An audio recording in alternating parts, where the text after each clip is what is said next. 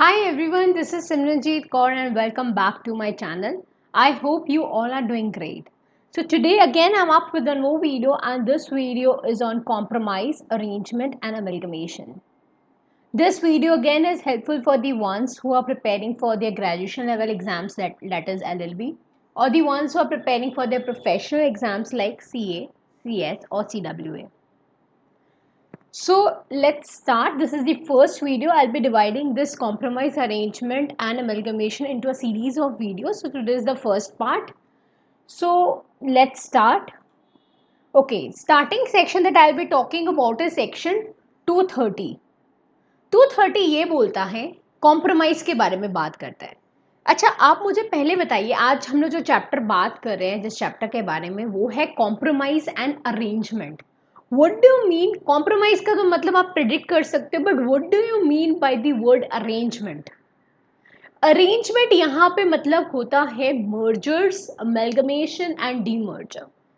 एक बात आप नोट कर लीजिए, अगर हम लॉ के परस्पेक्टिव में बात करते हैं तो there is no difference between merger, amalgamation and demerger. Demerger is of course the opposite of merger, but merger and amalgamation में कोई डिफरेंस नहीं. In fact they are synonyms, they are considered to be the synonyms.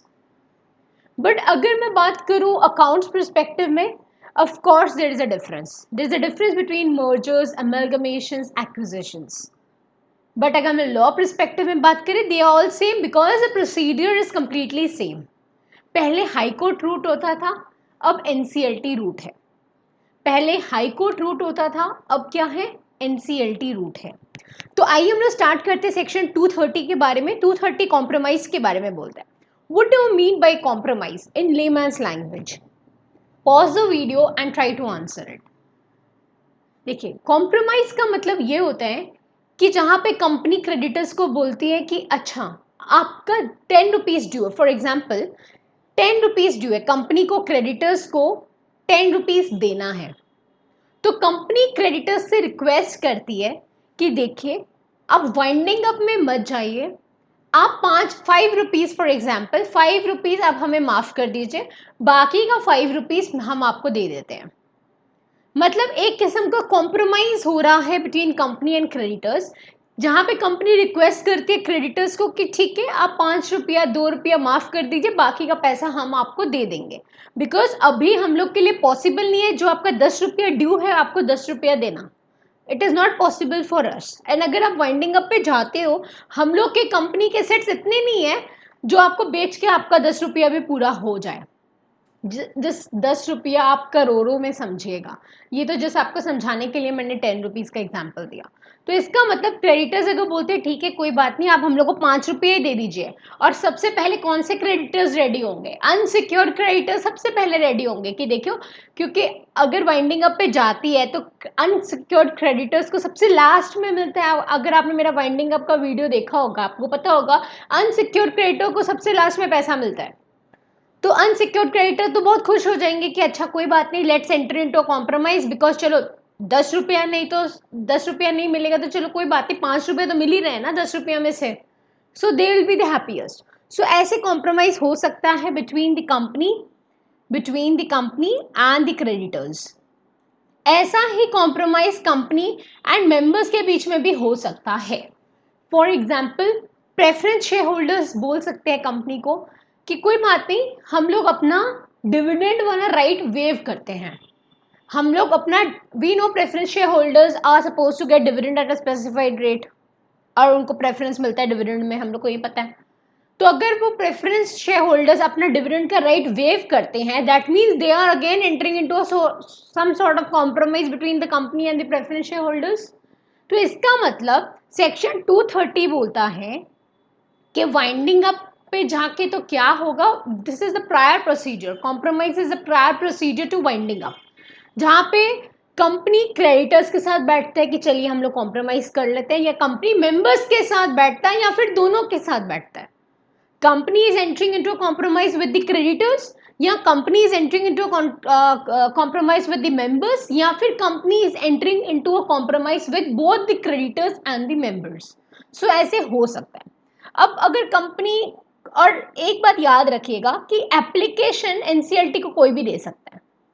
कोई भी application दे सकता है, company भी application दे सकते हैं एनसीएलटी को कॉम्प्रोमाइज, जो हम लोगों ने कॉम्प्रोमाइज स्कीम रखी है कॉम्प्रोमाइज की, और scheme you have to prepare a scheme of compromise and arrangement.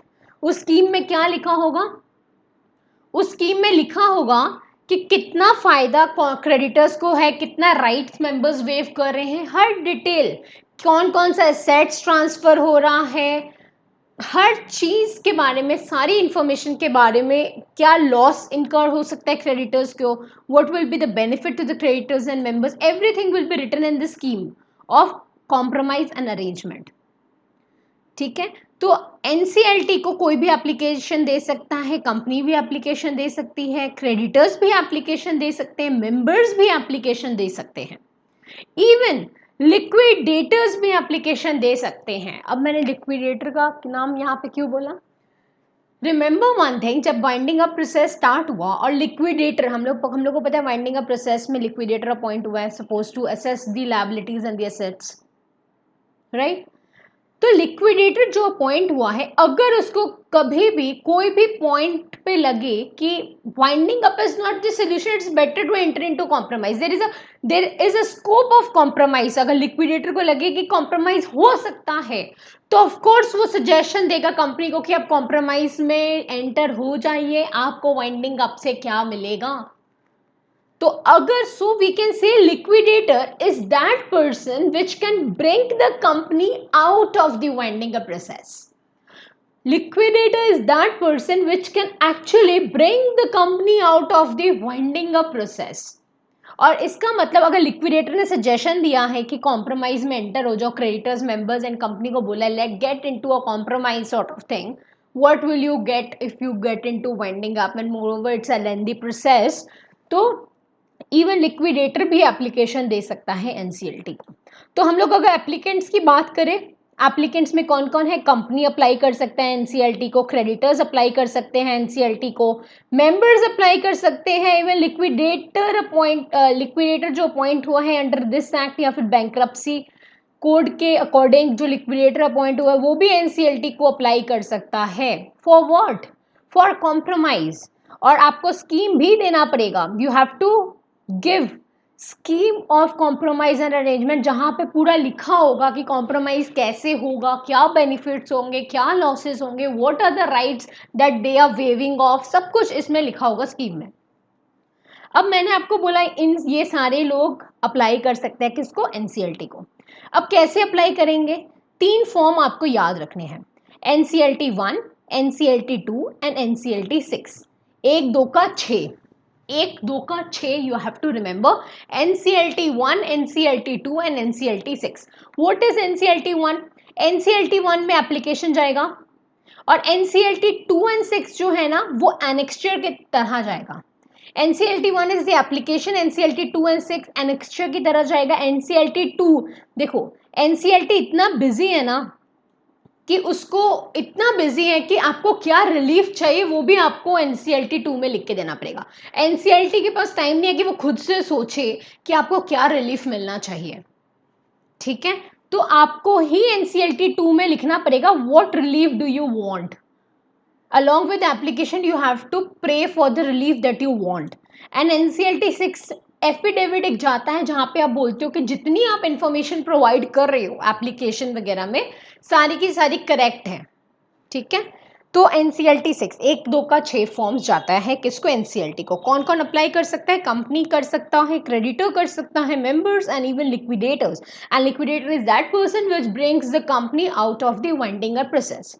अब याद रखना ये जो एप्लीकेशन गया ना एनसीएलटी 1 में, उसके साथ following documents have to be submitted. What are those documents? अब ये भी कोई भी लेमैन की तरह कोई भी इंसान बोल सकता है, what are the documents that need to be submitted. Obviously थोड़ा सोचो, आप लिख सकोगे। Auditors report, why auditors report is required? आपको तो दिखाना पड़ेगा ना कि आपके सेट्स कितने हैं, लायबिलिटीज कितने हैं, everything, financial position, current financial position also you have to intimate it to the NCLT. अगर कोई पेंडिंग इन्वेस्टिगेशन है वो भी आपको बताना पड़ेगा। अगर इस कॉम्प्रोमाइज की वजह से अगर आपको कोई रिडक्शन ऑफ शेयर कैपिटल हो रहा है वो भी आपको बताना पड़ेगा। अगर कंपनी कोई कॉर्पोरेट डेट रिस्ट्रक्चरिंग में गई है corporate debt restructuring. What do mean by the word restructure? ये जो कॉम्प्रोमाइज अरेंजमेंट जो चैप्टर है हम लोग का, ये तो पूरा का पूरा रीस्ट्रक्चर के बारे में बात करता है. There could be marketing restructure, जहाँ पे आप मार्केटिंग स्ट्रैटेजी पूरा का पूरा बदल देते हो, या फिर टेक्नोलॉजी रीस्ट्रक्चर, जहाँ पे आप पूरी टेक्नोलॉजी जो कंपनी यूज करिए पूरा का पूरा बदल देते हो, रीस्ट्रक्चर कर देते हो, या फिर कॉर्पोरेट रीस्ट्रक्चरिंग, जहाँ पूरा सब कुछ कॉर्पोरेट में corporate restructuring. Mergers, amalgamation, demergers are the example of corporate restructuring. क्योंकि आप लॉसेस में चल रहे थे या कोई ना कोई फाइनेंशियल पोजीशन आपकी खराब थी, यू गेट इनटू मर्जर, या फिर बेनिफिट्स लेने के लिए आप मर्जर पे जाते हो, राइट. सिनर्जी बेनिफिट्स लेने के लिए आप मर्जर पे जाते हो, या इकोनॉमीज ऑफ स्केल के लिए आप मर्जर्स पे जाते हो. ये हम लोग नेक्स्ट वीडियोस में डिस्कस करेंगे, what are the advantages and disadvantages of mergers and demergers. So restructure का मतलब होता है कि आप कुछ चेंज कर रहे हो. और आप क्या चेंज कर रहे हो यहाँ पे? आप कॉर्पोरेट का मतलब कंपनी का डेट, कंपनी का जो उधार बाकी है उसको आप रीस्ट्रक्चर कर रहे हो. और आपने किसको एप्लीकेशन दिया कॉर्पोरेट डेट रीस्ट्रक्चरिंग के लिए? आपने आरबीआई को एप्लीकेशन दिया है. और आपने एप्लीकेशन कैसे दिया है? What is the minimum requirement in order to make an application to RBI? 75% of the secured creditors have agreed for this corporate debt restructure. Only then you can apply to RBI. Otherwise you cannot. Corporate debt restructuring में अगर आपकी company गई है, वो कैसे गई है? Because 75% of the secured creditor have agreed for the corporate debt restructuring and you have made an application to RBI. अगर आपने ऐसा कुछ हुआ है, आपने एनसीएलटी को अप्लाई करने के पहले ऐसा कुछ आपने आरबीआई को अप्लाई किया है, तो कंपनी क्या करेगी? CAA1 फॉर्म है, ये CAA जितने हैं ना, ये CAA फॉर्म 1, 2, 3 अभी हम लोग पढ़ेंगे. ये जो CAA1 है ये एक फॉर्म है. इस फॉर्म में आपको एनसीएलटी को इंटीमेट करना पड़ेगा कि company already corporate debt restructuring में गई है, आरबीआई को अप्लाई किया है. वो कैसे अप्लाई किया? Because 75% of the secured creditor have agreed to this, इसीलिए अप्लाई किया है. ठीक है. अब एप्लीकेशन के साथ आपको ये सारी चीज़ें सबमिट करनी पड़ेंगी अलॉन्ग विद CAA1 फॉर्म, अगर आपने कॉर्पोरेट डेट रिस्ट्रक्चरिंग के लिए भी अप्लाई किया है. अब एनसीएलटी को जब एप्लीकेशन मिलेगा तो एनसीएलटी क्या करेंगे? एनसीएलटी उसको लेकर तो बैठेगी नहीं. ऑफ कोर्स वो क्या करेगी? कंपनी को ऑर्डर करेगी. याद रखिएगा, एप्लीकेशन कोई भी दे सकता है, कंपनी भी, क्रेडिटर भी, मेंबर भी, लिक्विडेटर भी. पर ये जो ऑर्डर एनसीएलटी दे रही है ना मीटिंग कंडक्ट करने के लिए, ये किसको देगी? ये ऑर्डर कंपनी को देगी. एनसीएलटी कंपनी को ऑर्डर देगी कि आप मीटिंग कंडक्ट कीजिए. किसका मीटिंग कंडक्ट होगा? creditors or class of them, members or class of them or both. एक बात याद रखिएगा, कंपनी कॉम्प्रोमाइज किसके साथ करती है? क्रेडिटर्स या फिर क्लास ऑफ देम, मतलब secured creditor, unsecured creditor, right. Company can enter into compromise with members also, I told you. Members या फिर class of them, equity and preference, या फिर company can enter into compromise with both creditors and members. तो अब NCLT जो company को order देगी कि मीटिंग कंडक्ट कीजिए, ये मीटिंग किसका होगा? क्रेडिटर्स और क्लास ऑफ देम, मेंबर्स और क्लास ऑफ देम, और क्रेडिटर्स एंड मेंबर्स बोथ. ठीक है. और एक बात याद रखिएगा कि ये जो नोट्स मैंने अटैच किया आपको इसको भी पढ़ना है. द ट्राइब्यूनल में dispense with calling of the meeting of creditors और class of creditors by such creditors or class of creditors having at least 90% value agree confirm through affidavit to the scheme of compromise and arrangement. ये जो मैंने आपको बोला ना, NCLT company को बोलेगी कि मीटिंग कंडक्ट कीजिए, ये मीटिंग जरूरी नहीं है. कब जरूरी नहीं है? जब 90% वैल्यू जिन्होंने होल्ड किया है वो लोग अग्री कर जाते हैं कॉम्प्रोमाइज एंड अरेंजमेंट के लिए, देन मीटिंग कंडक्ट करना जरूरी नहीं है. यूजुअली यही प्रोसेस होता है, इसी प्रोसेस से मीटिंग कंडक्ट करने की जरूरत नहीं पड़ती. बट अगर 90% ऑफ देम अगर not agreeing, then of course you have to conduct a meeting. और एक बात याद रखिएगा, ये जो मीटिंग कंडक्ट करने के पहले हमेशा क्या जाता है? नोटिस जाता है. हमेशा मीटिंग कंडक्ट करने के पहले नोटिस जाता है. और अगर हम नॉर्मल एजीएम वगैरह की बात करें तो 21 डेज के पहले नोटिस जाता है। एजीएम जिस दिन होता है उसके 21 दिन पहले नोटिस, क्लियर 21 डेज पहले हम लोग को नोटिस देना पड़ता है। बट यहाँ पे 30 डेज का टाइम दिया गया, दैट इज 1 मंथ का टाइम दिया गया है। 1 मंथ पहले आपको इंडिविजुअल नोटिस सर्व करना पड़ेगा। मीटिंग से 1 मंथ पहले आपको इंडिविजुअल नोटिस सर्व करना पड़ेगा।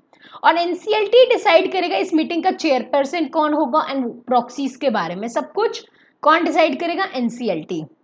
ये नोट्स में लिखा है, ये वाला पढ़ लीजिएगा। अच्छा, अब एनसीएलटी ने ऑर्डर दिया कंपनी को मीटिंग कंडक्ट करने के लिए। मीटिंग के पहले नोटिस जाएगा, इंडिविजुअल नोटिस जाएगा हर मेंबर, हर क्रेडिटर को या क्लास ऑफ देम को एटलीस्ट 1 महीना पहले नोटिस जाएगा।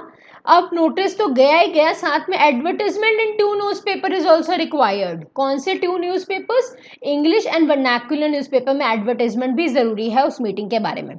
अगर आपकी कंपनी की वेबसाइट है तो भाई कंपनी की वेबसाइट में भी लिखो कि आपकी मीटिंग कंडक्ट होने वाली है। अगर आपकी लिस्टेड कंपनी है तो आपको सेबी एंड स्टॉक एक्सचेंज को भी इन्फॉर्म करना पड़ेगा इस मीटिंग के बारे में। और ये जो आपने एक कॉपी नोटिस सबको दिया है ना CAA 2 में, CAA 2 में जो आपने मेंबर्स एंड क्रेडिटर्स को इंडिविजुअल नोटिस जो सर्व किया है, इस नोटिस का कॉपी CAA 3 फॉर्म में जाएगा रेगुलेटरी अथॉरिटीज को। रेगुलेटरी अथॉरिटीज को CAA 3 फॉर्म में इस मीटिंग का नोटिस जाएगा। और किसको किसको जाएगा, देखिए सरकॉज, ये मैंने शॉर्ट फॉर्म लिखा है CIRCOOS। इसका मतलब होता है, काइंडली ये शॉर्ट SHORT शॉर्ट फॉर्म है, स्पेलिंग को इग्नोर कीजिएगा। आपको regulatory authorities like central government, income tax department, reserve bank of India, competition commission of India, official liquidator, stock exchange, SEBI, सबको इस नोटिस का कॉपी भेजना पड़ेगा कि मीटिंग कंडक्ट होने वाली है। ये कौन सा नोटिस है जो आपने क्रेडिटर्स एंड मेंबर्स को भेजा है, वही नोटिस आपको CAA 3 फॉर्म में रेगुलेटरी अथॉरिटीज को भेजना पड़ेगा। और उनको 1 मंथ का टाइम देना पड़ेगा। 1 मंथ में अगर उनका कोई ऑब्जेक्शन है तो वो ऑब्जेक्शन भी बता सकते हैं कि क्या ऑब्जेक्शन है उन लोगों का इस मीटिंग को लेकर। 1 मंथ का उनको टाइम भी देना पड़ेगा। ठीक है, ये भी कंटिन्यूएशन है सेक्शन 230 का ही। अब जब नोटिस चला गया, when notice is given to the creditors and members, जब नोटिस सबको सर्व हो गया, आपको क्या लगता है कोई विलन नहीं होगा वहां पे? Of course there will be villains, but हम लोग छोटे मोटे विलेंस की तो वैल्यू ही नहीं देते। अगर उसमें से 1-2 क्रेडिटर्स बोल देते हैं कि देखिए we don't agree with this meeting, हम लोग चाहते नहीं है मीटिंग होना, तो मैं थोड़ी ना सुनूंगी। We will not listen to that. किनका दमदार चीज है, किनका पावर है रिजेक्ट करने का, किनका हम लोग ऑपोजिशन सुनेंगे, वो देखिए। Some will object to the meeting, but obvious है, पर कितने के ऑब्जेक्शन का हम लोग सुनेंगे? मेंबर्स, अगर मेंबर्स कोई रिजेक्ट करता है, मेंबर्स कोई बोलता है कि no I am not happy with this meeting, I don't want this meeting to be conducted, तो कितनों का सुनेंगे? The one holding 10% of the share holding. The one who is holding 10% of the share holding, हम लोग उसके opposition को value देंगे अगर वो अपोज करता है तो। Creditors, the creditors who are holding 5% of the outstanding debt, अगर इतने क्रेडिटर्स बोल देते हैं ना, जिन लोगों ने 5% of the outstanding date hold करके रखा हुआ है, अगर इतने बोल देते कि नहीं meeting should not be conducted, तो उनके बात का वैल्यू है। ये चीज हम लोग एनसीएलटी को बताएंगे। बट अगर इन लोगों ने मना कर दिया कि they don't want the meeting to be conducted, क्या मीटिंग कंडक्ट होगी कि नहीं होगी? ऑफ कोर्स होगी। 1-2 लोग मना करें या फिर इतने लोग मना करें, मीटिंग तो भाई होगी। दी ओनली डिफरेंस इज, अगर 1-2 लोग मना करते तो हम लोग उन 1-2 लोगों के बारे में एनसीएलटी को नहीं बताएंगे, क्योंकि वो इक्का दुक्का है ना, उसको तो क्या है, उसको इग्नोर कर देंगे हम लोग। बट अगर इतने लोग मना कर रहे हैं ना, ऑब्जेक्शन रेज कर रहे हैं, अगर इतने लोग ऑब्जेक्शन रेज कर रहे हैं ना, मीटिंग तो भाई तब भी होगी। बस आपको ऑब्जेक्शन हम लोग एनसीएलटी के सामने जरूर रखेंगे। अगर 1-2 लोग बोलते हैं तब ऑब्जेक्शन प्लेस करना जरूरी नहीं है एनसीएलटी के पास। बट अगर इतने लोग ऑब्जेक्शन कर रहे हैं तो एनसीएलटी को हम लोग एक बार इन्फॉर्म जरूर कर देंगे आपके ऑब्जेक्शन के बारे में। बट भैया मीटिंग तो होगी ही होगी। So even after objection the meeting will be conducted. अब मीटिंग जब कंडक्ट कर रहे हो तो आपको क्या करना है? What is the main purpose of your meeting? Obviously जो आपने स्कीम बनाया है, जो कंपनी ने स्कीम बनाया है, what do you mean scheme of compromise and arrangement, जहां पे आपने सब कुछ लिखा है कि किसको कितना फायदा होगा, किसको कितना नुकसान होगा, and what is the whole procedure all about. यही हो गया स्कीम मतलब प्लान, राइट। तो आपको उस प्लान को या स्कीम को अप्रूव करना है। अब आपको कितनों का अप्रूवल चाहिए, आपको कितनों का अप्रूवल चाहिए, ये बहुत इंपॉर्टेंट है। अब इसको थोड़ा ध्यान से सुनिएगा, बिकॉज इसमें से केस स्टडीज आती हैं, इसमें से केस स्टडीज आती हैं। In the meeting company need the approval of majority number. Majority का हम लोगों को साथ चाहिए, मेजॉरिटी शुड एग्री। अगर मेजॉरिटी लोग बोल देते हैं ना कि हाँ we agree with the scheme, तो स्कीम पास हो जाएगा। But those majority should represent 3/4 in value. They should represent, majority should represent 3/4 in value. This is the line that is written in the Bear Act. A much confusing line. Let's इसको तोड़ के हम लोग समझते हैं। Majority number representing 3/4 in value should be in the favor of the scheme. अब suppose समझो इसको एग्जाम्पल के थ्रू, सपोज हम लोग के एग्जाम्पल में 20 क्रेडिटर्स है, टोटल कंपनी के कितने क्रेडिटर्स हैं 20, टोटल है 20 क्रेडिटर्स, उसमें से 10 प्रेजेंट हैं, 10 लोग ही मीटिंग में आए हैं, बाकी 10 लोग गायब। 10 लोग मीटिंग में आए हैं, 2 लोग बोलते हैं कि हम लोग वोटिंग नहीं करेंगे बिकॉज हम लोग तो चाय पानी पकौड़ा शकौड़ा खाने आए हैं। हो ही सकता है, हम लोग यूजुअली मीटिंग एजीएम में, अगर आपने फिजिकली देखा होगा, मैंने तो फिजिकली देखा है, एजीएम में लिटरली पीपल फाइट फॉर मिठाई का डब्बा। They really want to know what is provided in this snacks, चाय में क्या है, मिठाई का डब्बा मिलेगा कि नहीं, they are really concerned about all this things. तो हम लोग के 20 क्रेडिटर्स हैं, जिसमें से 10 प्रेजेंट हैं इन मीटिंग में, और दो बोलते हैं कि we don't want to vote, we do not want to vote. तो कितने लोगों ने वोट किया, 8 लोगों ने वो वोट किया। 8 people have voted, 8 people are present and voting. तो यही हम लोग के लिए भगवान है। ये 8 लोग जो है ना, ये 8 लोग हम लोगों के लिए भगवान है। मतलब इसमें से ही हम लोग को मेजॉरिटी मिलेगा और इसमें से हम लोग को 3/4 वैल्यू मिलेगा, जो कि हम लोग का रिक्वायरमेंट है, ये वाला रिक्वायरमेंट।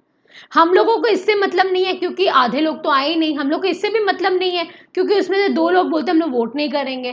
तो हम लोग को मतलब किससे, जो लोग आए भी हैं और वोट भी कर रहे हैं उनकी हम लोग पूजा करेंगे। जो लोग आए भी हैं वोट भी कर रहे हैं उनकी हम लोग पूजा करेंगे। अब 8 का मेजॉरिटी कितना होता है, 4 एक पार्टी में है, 4 दूसरी पार्टी में है, 8 का मेजॉरिटी कितना हुआ 5, 5 मेजॉरिटी हो गया, तो हम लोग को मेजॉरिटी मिल गया। अब सपोज 8 जन ने, 8 जो क्रेडिटर्स थे उनका डेट बाकी था 40 करोड़, 8 जो क्रेडिटर्स थे उनका डेट जो बाकी था वो था 40 करोड़ फॉर एग्जाम्पल। अब 40 करोड़ का 3/4 करो, क्योंकि 3/4 इन वैल्यू चाहिए ना हम लोग को। तो जो डेट्स बाकी, क्योंकि यही हम लोग के भगवान है, यही हम लोग को, इसको ही हम लोग को पूजा करनी है, ये 8 की हम लोग को पूजा करनी है, राइट। तो 8 में से मेजॉरिटी मिल गए 5। अब 8 में से 8 का डेट कितना बाकी था 40 करोड़, 40 करोड़ का 3/4 करो, that will come to 30 crore. अब ये जो 30 करोड़ है ना, ये 5 लोग जो हम लोग के फेवर में है ना, दे should hold 30 crore, they should hold 30 crore. इसका मतलब दोनों ही कंप्लायंस जरूरी है। एक तो मेजॉरिटी मिल गया हम लोगों को 5, और मेजॉरिटी ने कितना होल्ड किया है 30 करोड़। अगर इससे कम होल्ड किया होता 30 करोड़ से, तो हम लोग को फेवर नहीं मिलता, बिकॉज दोनों कंडीशन सेटिस्फाई करना जरूरी है। एक तो मेजॉरिटी, ऊपर से they should hold 3/4 in value of the debt, उन लोगों का जो मेंबर्स प्रेजेंट है एंड वोट कर रहे हैं। तो जो मेंबर्स प्रेजेंट हैं एंड वोट कर रहे हैं वो है 40 करोड़ उनका डेट है, उसका 3/4 करते हैं तो 30 करोड़ आता है। तो this majority should hold 30 crore. अगर मेजॉरिटी मिल गया और 30 करोड़ से कम होल्ड कर रहे हैं तो स्कीम पास नहीं होगा। दोनों ही रिक्वायरमेंट जरूरी है, ठीक है। तो अगर ये रिक्वायरमेंट हो जाती है तो इसका मतलब स्कीम पास हो गई, स्कीम का अप्रूवल मिल गया।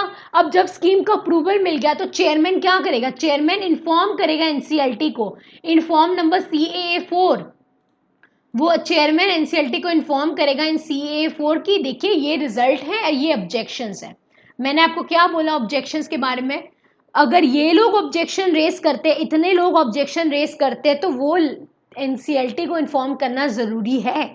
अगर सिर्फ एक दो लोग ऑब्जेक्शन रेस करते हैं तो उनके बारे में इंफॉर्मेशन देना ज़रूरी नहीं है, ठीक है। तो चेयरमैन क्या करेगा, एनसीएलटी को इन्फॉर्म करेगा इन CAA4 about the result and the objection. अब जब ये हो गया, अब ठीक 7 दिन बाद एक और हम लोग पिटीशन एनसीएलटी को देंगे। ठीक 7 दिन बाद रिजल्ट एंड ऑब्जेक्शन देने के बाद ठीक 7 दिन बाद एक पिटीशन भी हम लोग एनसीएलटी को देंगे कि देखिए ये हम लोगों का स्कीम आप अप्रूव कर दीजिए। और वो पिटीशन का फॉर्म नंबर क्या है, CAA5। अब फिर क्या करेगा, पिटीशन लेके क्या करेगा एनसीएलटी, उसका पूजा करेगा? नहीं, वो क्या करेगा, वो फाइनल डेट ऑफ हियरिंग एक रख देगा कि ये है, कंपनी को बोलेगा इधर आओ, this is the final date of hearing. और कंपनी को बोलेगा एनसीएलटी अच्छे से बिठा के एनसीएलटी कंपनी को बोलेगा कि देखिए ये है फाइनल हियरिंग डेट।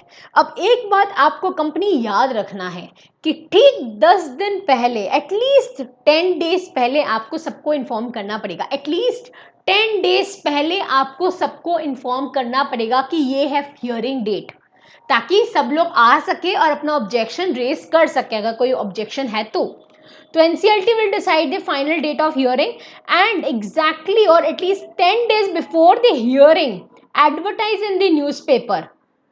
अब क्या करेगा कंपनी, सबको बताएगा, एटलीस्ट 10 दिन पहले मीटिंग के कंपनी सबको बताएगा कि ये है फाइनल डेट ऑफ हियरिंग। और वो बताएगा कैसे, through an advertisement in one English and one vernacular newspaper में एडवर्टाइज करके वो बताएगा कि this is the hearing date.